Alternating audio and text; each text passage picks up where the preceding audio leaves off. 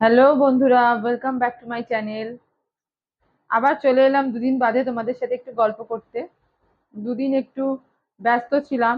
আসলে এত বৃষ্টি পড়ছে না, ঘরের মানে টুকটাক কাজ করতে, জামা কাপড় তোলা মেলা এসব করতে করতে কোথা থেকে যে সময় বেরিয়ে যাচ্ছে, তার মধ্যে বৃষ্টি পড়ছে বলে ঘুমটাও বেড়ে গেছে প্রচুর। সেই জন্য দুদিন মানে এই 2-3 দিন আর সকালবেলা ব্লগ শুরু করতে পারিনি। আর আজকে সকালবেলা ভেবেছিলাম করব, কিন্তু আজ সকালবেলা ওই এত জামা কাপড় জমে গেছে, আমি তার মধ্যে আবার নতুন করে আজকে বিছানার চাদর তুললাম, কভার গুলো খুলেছি, সেইগুলো খোলা, আবার পুরনো যেগুলো জমেছিল সেগুলো ওয়াশিং মেশিনে কাচতে দিলাম। এদিকে সব ভিজে জামা কাপড় বাইরে ভর্তি, সেগুলোকে তুলে ঘরে দিলাম। এই করতে করতে করতে করতে দেখলাম সময় কোথা থেকে বেরিয়ে গেল। মানে সকালবেলা টিফিনও করেছি আমি হালকা, বেশি কিছু বানাতে পারিনি, কিন্তু আর সুযোগ পেলাম না। তারপরে এবার রান্নাও আজকে একটুখানি অন্য ধরনের রান্না ছিল, সেটা তোমাদের সাথে শেয়ার করব। আজকে বানিয়েছিলাম হচ্ছে কেশারি পোলাও আর অমৃতসরি চিকেন। এবার অমৃতসরি চিকেনটা বানিয়েছে আমার ছেলে। এবার দুজনে মিলে এক রান্নাঘরে, বুঝতেই তো পারছো, একবার ওকে একটু হেল্প করবি, একবার নিজের কাজ করি, একবার ভিডিও করার জন্য খালি মানে অন অফ এ তো হতেই থাকে, তোমরা জানো। মানে সব মিলিয়ে ঝুলিয়ে এতটাই ব্যস্ত ছিলাম যে আর ব্লগটা সকালবেলা শুরু করার সময় পাইনি। তারপরে ছেলের আজকে পরীক্ষা ছিল টিউশন ক্লাসে, ও তাড়াতাড়ি খেয়ে বেরিয়ে যাবে 4:30-র সময়। তাড়াতাড়ি সেজন্য রান্নাটাও সেরেছি, সেরে ওকে খেতে দিয়ে তারপরে আমি স্নান করতে গেছি, শ্যাম্পু ট্যাম্পু করে। তারপরে এসে পুজো দিয়ে খেয়ে দিয়ে একটু রেস্ট নিয়ে এই এখন ছেলে পড়ে ফিরলো, ছেলেকে টিফিন দিলাম। এবার আমি নিজে এই যে এখন দেখো এতক্ষণ বাদে এই এখন একটুখানি এই চা নিয়ে বসেছি। দেখতেই পাচ্ছ, এই এখন চা নিয়ে বসেছি আমি, এখন চা খাবো। তাই জন্য সকালবেলা আর সময় হয়নি। তো যাই হোক, বলো তোমরা সবাই কেমন আছো? আশা করি সবাই তোমরা খুব ভালো আছো। আমিও ভালো আছি। তা আজকে তোমাদের বাড়িতে কে কে কি রান্না করলে আমাকে একটু কমেন্টে জানিও। আর কে এখন আমার মতো চা খাচ্ছ রাত্রি 9:30-র সময়, এখন 9:30 বাজে, সেটাও জানিও। আমি তো বলেইছি আমাদের রাত্রি 11টা 11:30তে চা হলেও কোনো অসুবিধা নেই। চা খেয়ে সাথে সাথে ভাত খেতে বসে পড়বো, সেটাও কোনো অসুবিধা নেই। তা এখন চাটা খাই, ঠান্ডা হয়ে যাচ্ছে, ছেলে ওদিক দিয়ে বলছে চাটা খাও। এখন গেম খেলাতে ব্যস্ত। আজকে পরীক্ষা ছিল, ভালো হয়েছে, সেই জন্য বললো আজকে পরীক্ষায় সব পেরেছি, ফুল মার্কস পেয়েছি, তাহলে আমাকে এখন একটু গেম খেলতে দাও। বললাম ঠিক আছে, আমি একটু তোমাদের সাথে গল্প করতে করতে ও গেম খেলুক, তারপর আবার পড়াতে বসবো। ও একা একাই পড়ে, কিন্তু এই বাংলাটা ওই যে আমি একটু নিয়ে বসি, না হলে না বাংলাটাতে খুব গাফিলতি করে, পড়তে চায় না।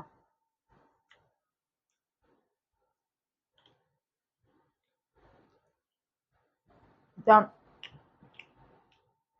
এখনো এই একটু আগে খবরে শুনলাম 5, 6, 7 3 দিন নাকি এই নদী উপকূলবর্তী এলাকায় জলের স্তর বেড়ে যাবে। এই ডিবিসি থেকে কত কত গ্যালন জল যেন ছাড়বে, যে চারিদিকে যে বন্যা হয়েছে সেজন্য ওখান থেকে জলটা ছাড়বে। তাই জন্য বলছে যে এই পশ্চিমবঙ্গের উপকূলবর্তী এলাকা আর নদী এলাকাবর্তী অঞ্চলগুলোতে লোকজনকে ওখানে যেতে বারণ করছে। যখন জল ছাড়া হবে নদীর জলস্তর বেড়ে যেতে পারে। তো মুখ্যমন্ত্রী যদিও খুব মানে আহ, কি বলবো, উনি রাজি না, উনি এই প্রস্তাবে রাজি না, ওনাকে না জানিয়ে এটা সিদ্ধান্ত নেওয়া হয়েছে। তাই উনি তাতে খুবই অক্ষুণ্ণ, কিন্তু এখন কি করা যাবে, একবার যখন প্রস্তাব এসে গেছে, উপর মহল পারমিশন দিয়ে দিয়েছে ছাড়ার, তাহলে আর কি করবে। আমার প্রিয় দুধ চা।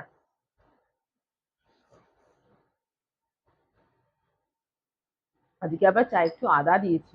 এই বৃষ্টি বৃষ্টি পড়েছে না, আদা দেওয়া চা ভীষণ ভালো লাগে। আমার বরকে করতে বললে ও আবার এর মধ্যে দুটো এলাচও দিয়ে দিত। আমার হাতের কাছে ছিল না আর। আর এত দেরি হয়ে যাচ্ছে, দুধ চা বানাতে তো একটু সময় লাগে বলো। এই তো রচা না দিলাম, আর একটুখানি জল ফুটলো, ঢাকা দিয়ে দিলাম, হয়ে গেল। আমার একটু দুধ চা বানাতে সময় লাগে, একটু ঘন না হলে আমার হবে না। একে তো আমি লিকুইড দুধের খাই না, জানো তোমরা। তারপরে গুঁড়ো দুধের চা, সেটাকে ভালো করে একটু বেশ উপরটা সর পড়বে, তবে না একটু ভালো হবে চায়ের। চাটাকে লিকারটাকে খুব ভালো কড়া করে নিয়ে তারপরে দুধ দিলে চাটা দারুণ সুন্দর হয়। এটা আমার ভাইয়ের বই শিখিয়েছে। চায়ের লিকারটা যত কড়া হবে, দুধ চাটা তত তাড়াতাড়ি তৈরি হবে, আর দুধ দিয়ে বেশি ফোটাতে হবে না। তা সেই চা পাতাটাকেই কড়া করতে গিয়েই একটু ধরে ধরে মানে সময় দিয়ে কড়া করতে হয়, নাহলে আবার উতলে পড়ে যায়। তো এই তো আগস্ট মাস পড়ে গেছে, সামনেই রাখি পূর্ণিমা। তারপরে দেখতে দেখতে কেটে যাবে আগস্ট মাস, চলে আসবে সেপ্টেম্বর মাস, মানে একে একে পুজোর কাঠি বাজতে শুরু করবে ঢাকে। গণেশ পুজো দিয়ে শুরু হবে। তা তোমরা কি এখন থেকেই সবাই পুজোর শপিং শুরু করে দিয়েছো নাকি? আমাদের তো কিছুই এখনো হয়নি, না হয়নি বললে ভুল বলা হবে। কারণ এই কদিন আগে আমাদের পাশে বিগ বাজার হয়েছে, ওখান থেকে, সরি সরি, বিগ বাজার না, বাজার কলকাতা, বিগ বাজার তো উঠে গেছে, বাজার কলকাতা হয়েছে। তা ওখান থেকে ওই মোটামুটি পুজোর জন্য বলো যাই বলো অনেকগুলো জামা কাপড় কেনা হয়েছে। তা এখন জানি না আগামী দিনে আর কিছু নতুন কেনা হবে কিনা, কারণ রয়েছে 3-4 সেট রয়েছে নতুন। দেখতে দেখতে এসে গেল বলো পুজো, এই না কদিন আগে গেল সরস্বতী পুজো, সবে 2023 শেষ হলো পুজো দিয়ে, ক্রিসমাস দিয়ে। তারপরে সরস্বতী পুজো এলো প্রথম দিকে, 24-এর প্রথম দিকে, সেইটাও নাকি চলে গিয়ে এতগুলো মাস গড়িয়ে গেল যে আবার পুজোর মাস চলে এলো। মানে জলের মতো চলে যাচ্ছে দিনগুলো, সত্যি।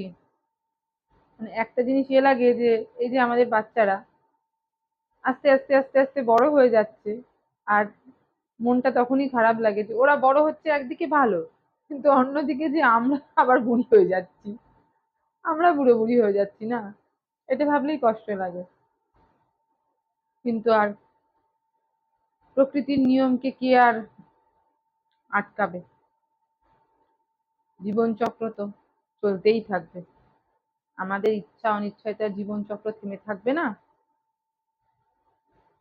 আর যে কদিন বাঁচবো, আগামী দিন, সে কদিন, যে কদিন বাঁচবো সে কদিন একটু এই হেসে খেলে মজা করে, আমার যে শখ আছে সেটাকে পূরণ করে, সবাইকে নিয়ে এইভাবেই কাটিয়ে যেতে হবে।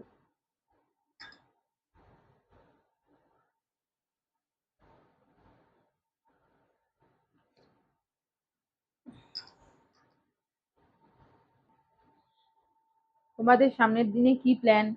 কে কোথায় পুজোতে ঘুরতে যাচ্ছ, সেগুলো আমাকে কমেন্টে জানিও। আমি তো পুজোতে ট্রেকিং এ যাবো, কিন্তু আমার ছেলে আর বর যাবে না, কারণ বর আর ছেলে থাকবে। আমি পুজোর পরে বেরোবো যদিও, দশমীতে, দশমী কাটিয়ে বেরোবো। ছেলে মামা বাড়িতে থাকবে, আবার যেই পুজো শেষ হয়ে যাবে, লক্ষ্মী পুজো শেষ হয়ে গেলে ওর টিউশন স্টার্ট হবে, তখন আবার চলে আসবে এই বাড়িতে, টিউশন যাবে। আমি চলে আসবো, 7 দিনের মধ্যে চলে আসবো আবার। তাই ছেলের মনটা একটু খারাপ, ও বলে তুমিই শুধু যাও, আমাকে নিয়ে যেও না। তা দেখা যাক, আমাদের প্ল্যান আছে একটা পুজোর পরে এক জায়গায় যাওয়ার, কত দূর কি হয়। যাওয়ার আগে তোমাদের অবশ্যই জানাবো। কাজে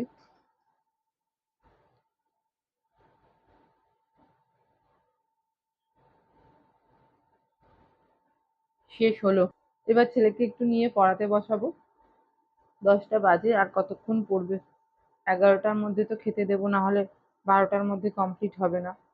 তাই এবার একটু ছেলেকে নিয়ে পড়তে বসবো, না বসলে ও ফাঁকি মারবেই। এখনো গেম খেলে যাচ্ছে আর হাসছে ফিক ফিক করে, ওই যে ফিক ফিক করে হাসছে আর গেম খেলছে। ঠিক আছে, ওই তো দেখছিস।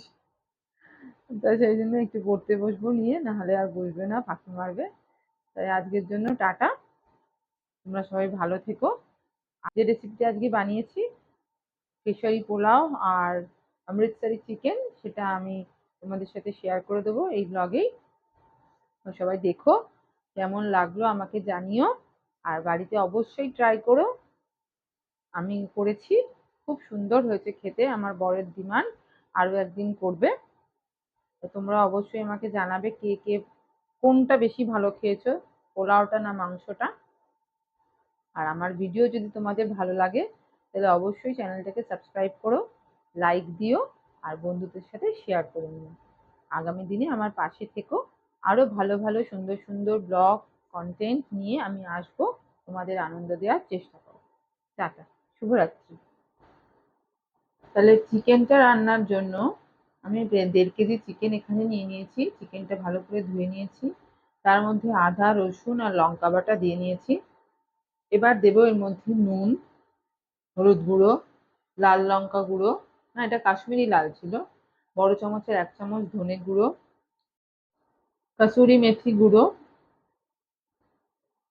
টক দই,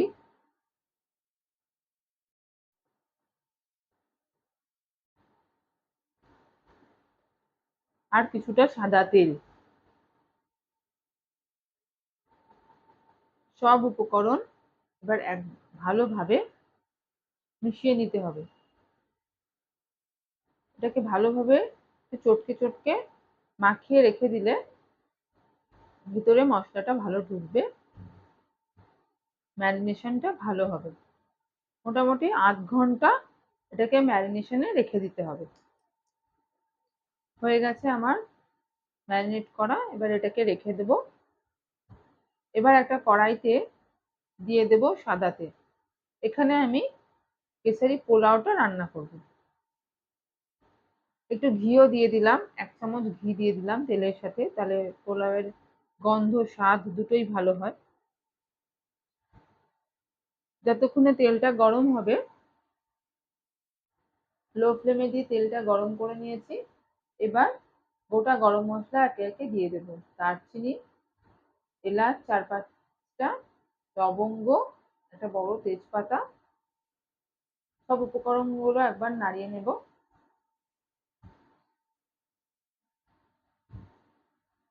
তারপর এর মধ্যে দিয়ে দেব জল ঝরিয়ে রাখা আমাদের চালটা। আমি এখানে বাসমতি চাল নিয়েছি, আর আমি যেহেতু এখানে 3 কাপ চাল নিয়েছি, তাই আমাকে জল দিতে হবে 6 কাপ। মানে যা চাল হয় তার ডবল জল দিতে হয়, তার বেশিও না কমও না, তবেই ভাতটা হবে একদম ঝরঝরে। এবার চালটাকে ভালোভাবে ঘিয়ের সাথে ভেজে নেব। খুব ধরে ধরে ভাজতে হবে। যখন এর মধ্যে থেকে একটু পুটপুট শব্দ বেরোবে আর চালটা একটু ট্রান্সলুসেন্ট রং হয়ে যাবে, তখন চালটা ভালো ভাজা হয়ে গেছে বুঝতে হবে। আমি একটু ধরে ধরে ভেজে নিচ্ছি চালটা।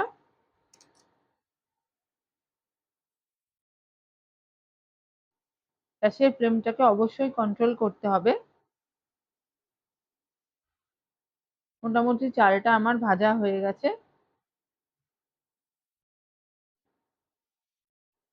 চালটা বেশ ভালো ভাজা হয়ে গেছে। এই পর্যায়ে আমি দিয়ে দেব আগে থেকে 6 কাপ জলকে আমি গরম করে রেখে দিয়েছিলাম, সেই জলটা এখানে অ্যাড করে দেব। আর ভালোভাবে চালের সাথে জলটাকে মিলিয়ে দেব। চালগুলো যেন না ভাঙে সেভাবে সাবধানে নাড়াচাড়া করতে হবে।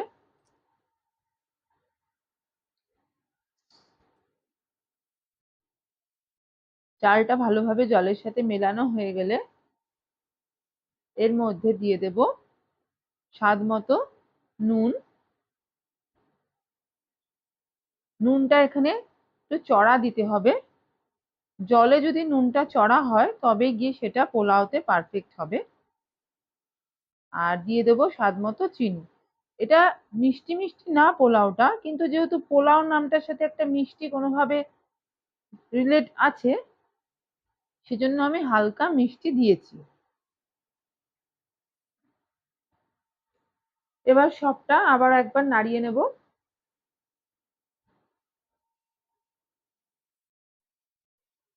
তারপর এটাকে ফুটতে দেব।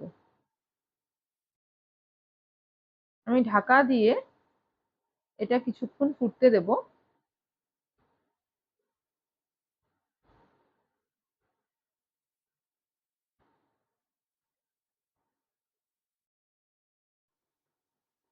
হয়ে গেছে আমার মেলানো। এবার জলে একটা হালকা ফুটে ধরেছে, আমি এই পর্যায়ে ঢাকা দিয়ে 10 মিনিট রান্না করে নেব। 10 মিনিট পর ঢাকনা খুলে দেখুন জল এখন উপরে আর নেই, চালের সাথে সেম সেম হয়ে গেছে। নিচে জল আছে সেটা বেশ বোঝা যাচ্ছে, তাই জন্য আমাকে এটা আরো কিছুক্ষণ রান্না করে নিতে হবে।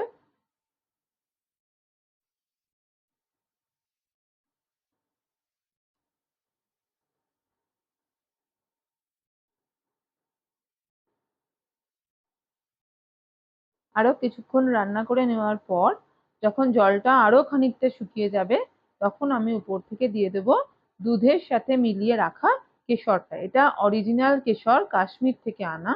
সত্যি খুব সুন্দর কেশরটা, যেমন রং তেমন গন্ধ। আপনারা রংটা তো দেখতেই পাচ্ছেন, এর মধ্যে আমি একটুও হলুদ অ্যাড করিনি। গরম দুধের মধ্যে আমি 2-3 চিমটি কেশর দিয়ে রেখেছিলাম। এবার ওটা দিয়ে আমি আবার ঢাকা দিয়ে 10 মিনিট রান্না করে নিয়েছি একদম লো ফ্লেমে। দেখুন এবার কি সুন্দর ঝরঝরে হয়েছে পোলাওটা।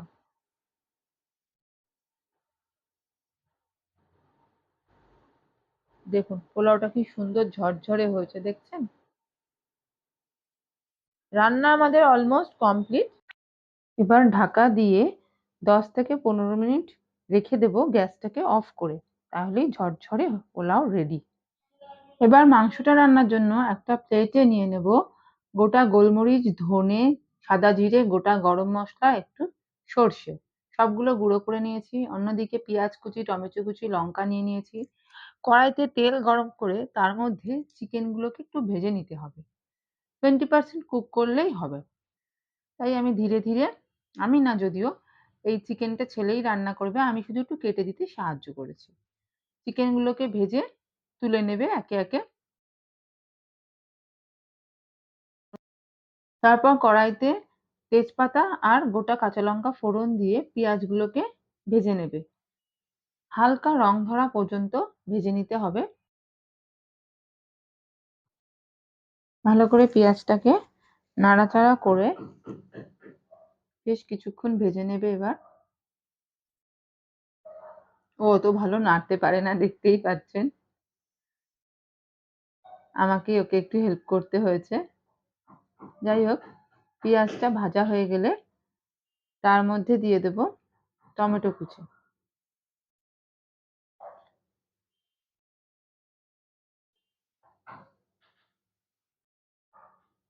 তার উপর দিয়ে দেব নুন। এবার আবার সবকিছুই ভালোভাবে একটু নাড়াচাড়া করবে। এবার টমেটোটাকে ভালো করে পেঁয়াজের সঙ্গে নাড়িয়ে নিতে হবে। টমেটোগুলো পুরো গলে যাওয়ার দরকার নেই, একটু লালচে লালচে দেখা যাবে।